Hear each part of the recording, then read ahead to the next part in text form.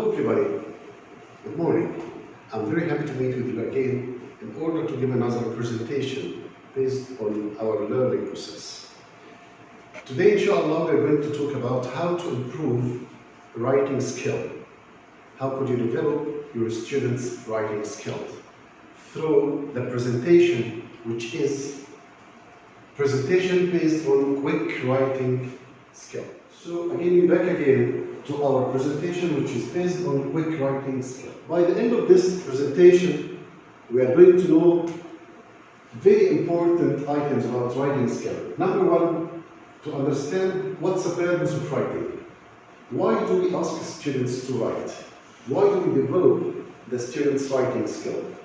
Number two, how could we organize our thoughts in order to make a good piece of writing? Number three, how could we edit our thoughts in order to show very good piece of writing? The first question we want to ask, guess. I want you to guess what makes happy pupils. So if I give you half a minute in order to tell me what's your opinion about makes happy pupils. Some of you would say that the most important thing that makes the pupil happy is to be absent of the school. Somebody else would say that pupils might be happy if the teacher didn't give them homework.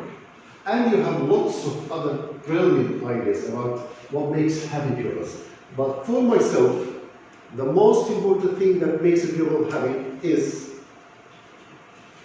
when you forget to do your homework as a pupil or a student and the teacher is absent. So that is the most important item that makes students very happy at school. Alright. The next point is, what's the purpose of writing? Why do we write? Why do we encourage our students to write? Here, the answer is, the purpose of writing is to communicate your thoughts and feelings. This is your voice. So whenever you make a connection between your thoughts and your feeling, all of them would be revealed in what we call a voice message, the message that you want to transform into other people. That's what I mean here.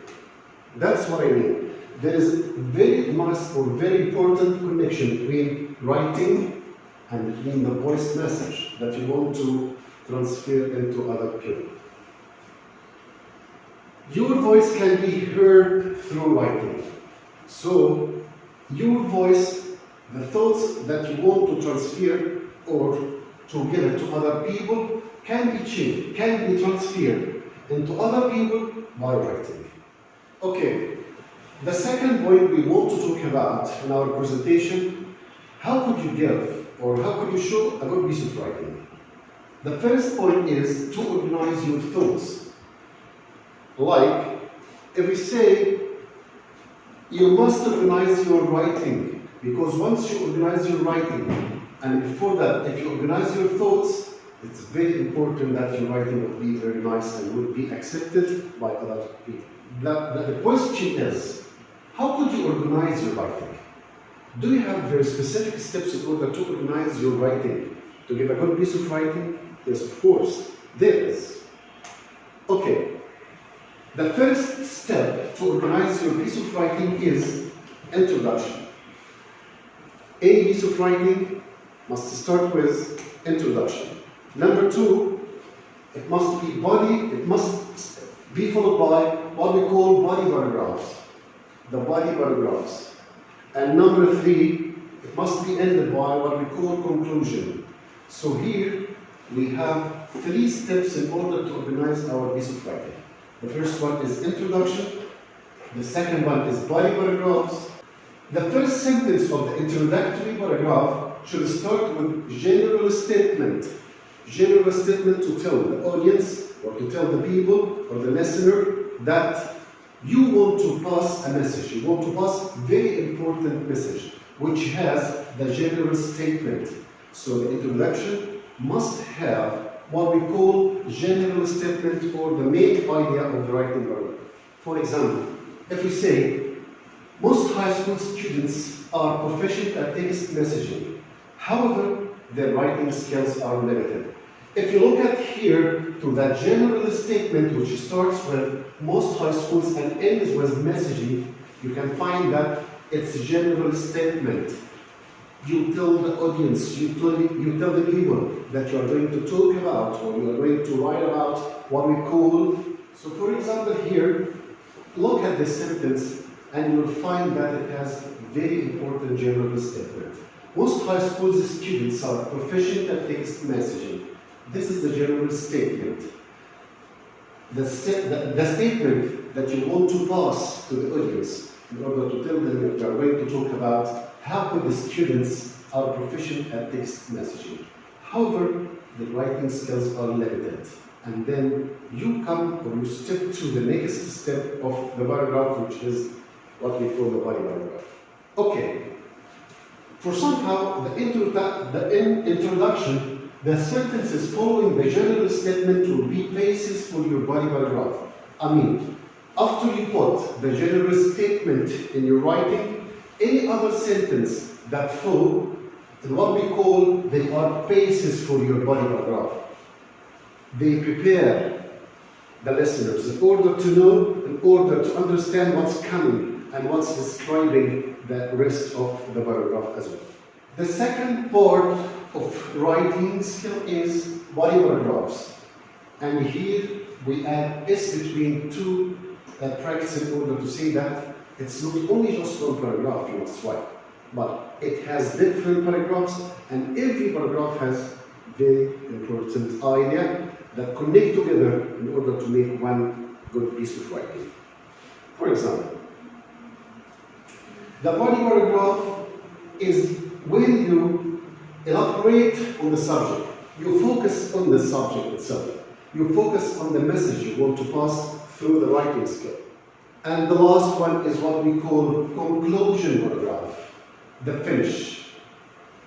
Okay, and in that one, the conclusion paragraph ties together all that you have written. It ties all together what you have written in the introduction and what you have written in the body paragraphs. They tie them together and they give the conclusion. So here we have an example of how to connect between the three elements of writing a paragraph. If you look at that graph, we can find that the first one is introduction, and the introduction here has general statement, the thesis statement. Number two, we have the body paragraph, which consists of different topics, and every topic has its own idea and its own idea. For example, if you come to topic sentence 1, you will find that it has support idea, support sentence, or 3 support sentences together, concluding sentence. Topic sentence 2, it has different idea, but it supports the main general statement of the paragraph. And the topic sentence has also different support sentences. And then if you come to number 3, the topic sentence 3, it has other different idea, but it connects to the general statement, the main general statement of the introduction as well, and it has different support sentences that might support idea. Finally, you have the conclusion or the finish, which connects all that together. Then general statement, topic sentence 1, topic sentence 2, topic sentence 3, and then show the main paragraph ideas that you want to pass the message. If I ask you to look at this sentence, I want somebody to read it. Can you read it? Yes, it's very simple to read it. I like you for my friend. Is it right in English?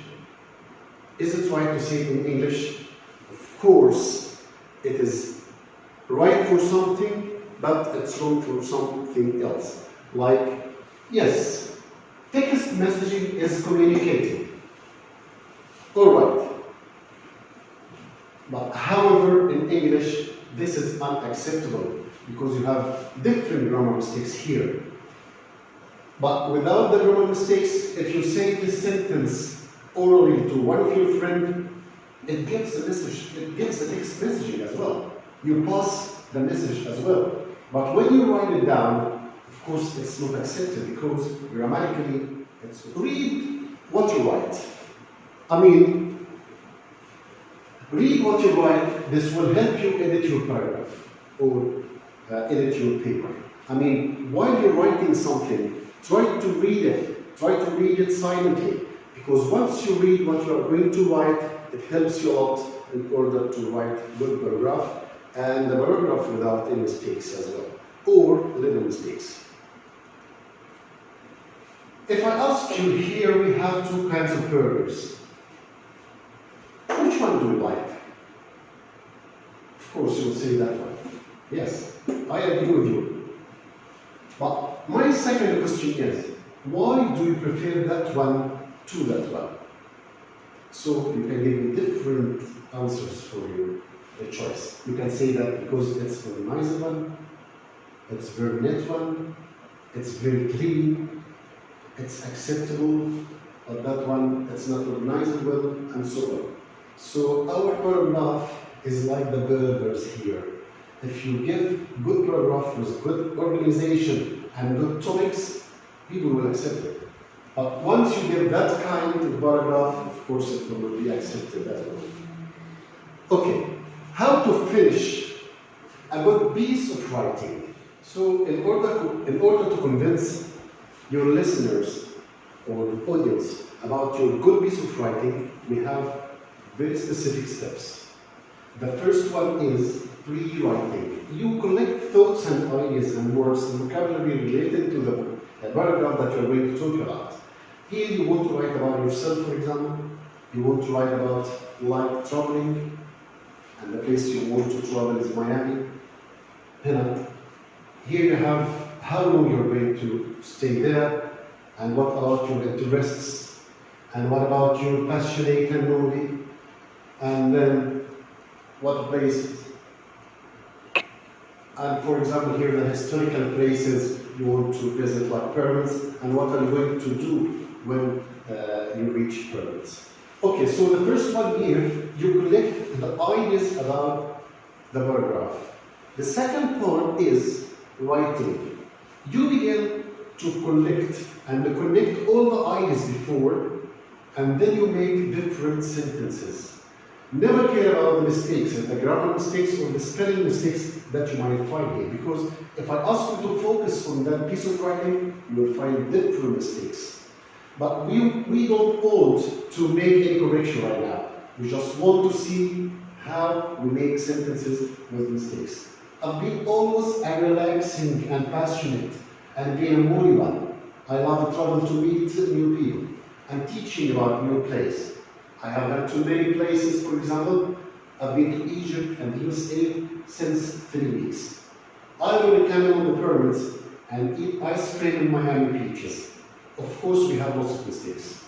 So you come to the next step, which is editing, in order to find the mistakes and write the correct one here. For example, the first mistake we have is what we call grammatical mistakes. I've been always a relaxing. It should be a relaxed. And passionate and being a moody one. I love travel. Traveling should be traveling. To meeting new people and teaching about, should be learning. And so on to complete the mistakes. So you edit the mistakes here about your paragraph. And after editing the mistakes, whether they are grammatical mistakes or spelling mistakes, you come to publish. You come to the end. You write the good piece of writing here with a correction. I've been always a relaxed, passionate, and moody one. I love traveling, meeting new people, and learning about new places, and so on. So of course, every one of us, when he wants to write a piece of writing or a paragraph, he wants to get a full mark, or he wants people to enjoy reading his piece of writing as well. As you can see that girls who enjoy eating the burgers. Okay, thank you so much. I hope I can manage to pass a message for improving your writing skills.